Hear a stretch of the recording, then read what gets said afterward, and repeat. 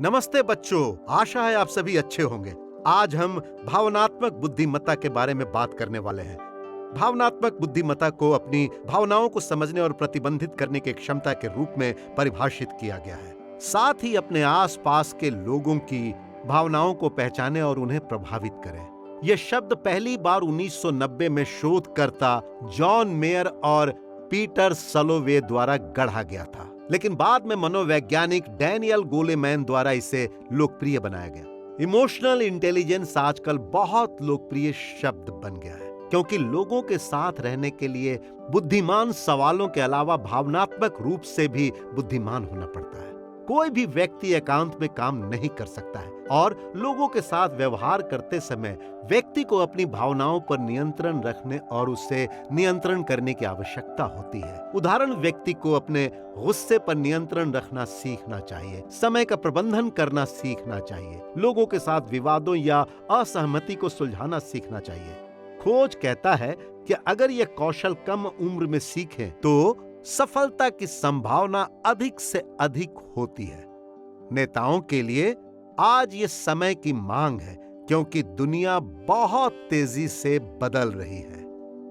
ऐसे ही एक लीडर थे जो भावनात्मक रूप से बुद्धिमान व्यक्ति थे। इसरो भारत अंतरिक्ष अनुसंधान संगठन के पूर्व अध्यक्ष थे सतीश धवन जी।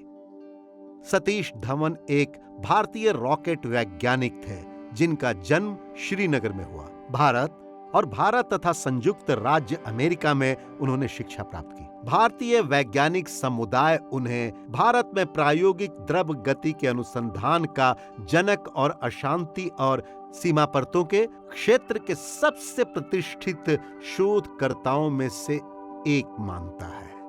1972 में उन्होंने इसरो के अध्यक्ष के रूप में भारतीय अनुसंधान अंतरिक्ष कार्यक्रम के संस्थापक विक्रम साराभाई का स्थान लिया। वह अंतरिक्ष आयोग के अध्यक्ष और भारत सरकार के अंतरिक्ष विभाग के सचिव भी थे। अपनी नियुक्ति के बाद के दशक में उन्होंने असाधारण विकास और शानदार उपलब्धि के दौर में भारतीय अंतरिक्ष कार्यक्रम का निर्देशन किया। जुलाई 1979 में इसरो में सती भवन के कार्यकाल में अब्दुल कलाम इसरो के उस प्रोजेक्ट के प्रभारी थे, जहां एक उपग्रह के प्रक्षेपण का कार्यक्रम बनाया जा रहा था। जब कुछ सदस्यों ने इसकी तैयारी के बारे में आपत्ति व्यक्त की, तो उन्होंने उन्हें खारिज कर दिया और इसे आगे बढ़ने का आदेश दिया। प्रक्षेपण विफल रहा और उपग्रह अंतरिक्ष में जाने के बजाय बंगाल की खाड़ी में गिर गया।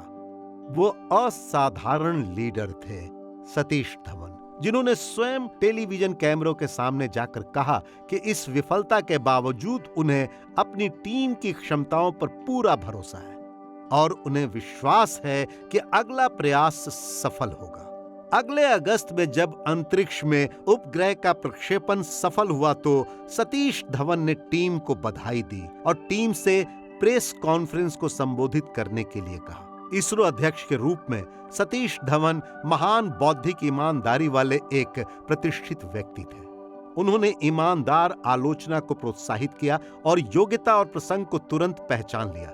विज्ञान के 3 शब्दों क्रमशः मानविकी और प्रौद्योगिकी को जोड़ना सतीश धवन वो भावनात्मक रूप से बुद्धिमान नेता का एक आदर्श उदाहरण थे। एक और अलग कहानी है सागरिका शिव कुमार की, जो तमिलनाडु से थी, जिसने स्कूल से 1 साल की लंबी छुट्टी लेने का फैसला किया। 10वीं कक्षा के बोर्ड में औसत अंक प्राप्त करने के बाद वो साझा करती है कि उसने अपना साल कैसे बिताए और उसने मूल्यवान सबक सीखे। 10वीं कक्षा के बोर्ड के बाद सागरिका को पूरी तरह से पता नहीं था और वो इस बात को लेकर परेशानी में थी कि स्कूल के बाद क्या किया जाए। सागरिका अपने पूरे स्कूली जीवन में एक मजेदार बच्ची थी और जब 10वीं कक्षा का परिणाम आया तो उसने औसत प्रतिशत अंक प्राप्त किए।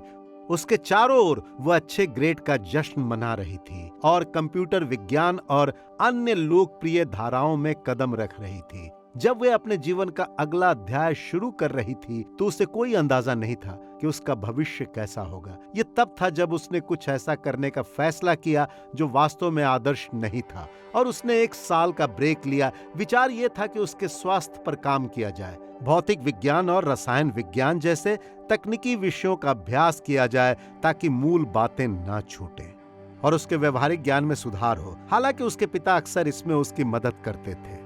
एक सामान्य दिन में सुबह जल्दी उठना, समाचार पढ़ना, पढ़ने के लिए अपनी शब्दावली में सुधार करना और अपने सामान्य ज्ञान को बढ़ाना शामिल है।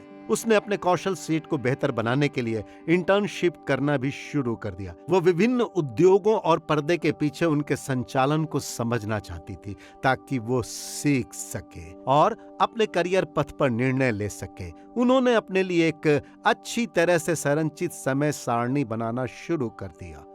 वह अनुशासित हो गई और बैडमिंटन जैसे खेल या कोडिंग जैसे शौक के लिए भी समय निकालती थी। तथ्य यह था कि इनका दूर दूर तक कोई संबंध नहीं था। इससे उसे अलग अलग दृष्टिकोण मिला। वो जो भी करती, चाहे वो अध्ययन से संबंधित हो या फुर्सत से, उसका लक्ष्य कुछ न कुछ सीखना होता।